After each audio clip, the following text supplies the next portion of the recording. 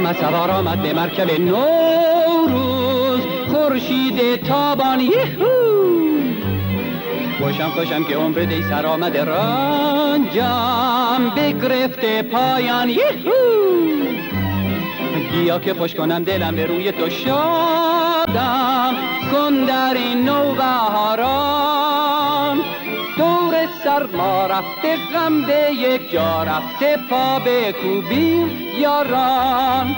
به من تو بادا سال نو فرخنده، به سال نو گردد ما را لب پر خنده. ستاره بختت چون مهر تابنده، به همه کسان به همه یاران خوش و خرم روزگاران.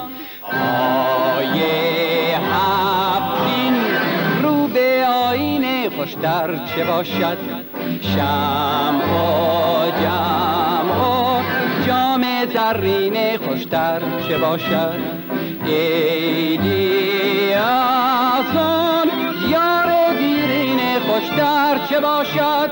گیرم در آغوشش میگویم در گوشش 100 سال به این سالا.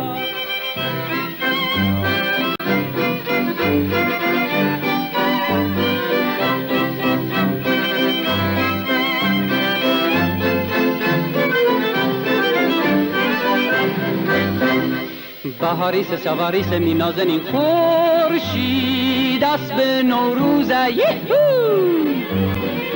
خوشم که دیوزم به نسر پاجیر، دل باز پیروز یهو. بیا و خوش بکن دل جیت رو و حال و فرسال سوزه یکو.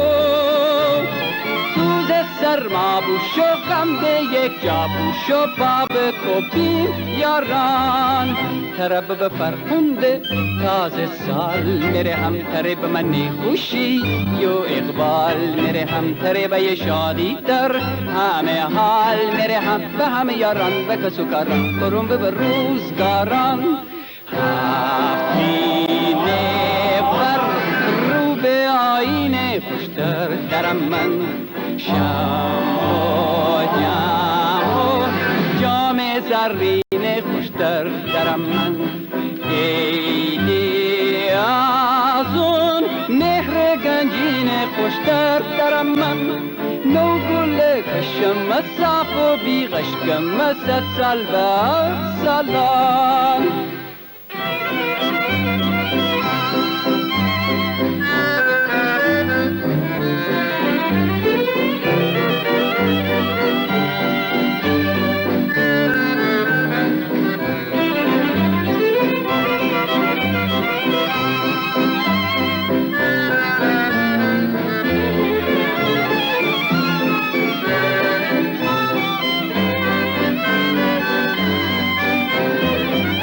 من تو بادا سال نو فرخنده، به سال نو گردد ما را لب پر خنده. ستاره بختت چون مهر تابنده، به همه کسان به همه یاران خوش و خرم روزگاران.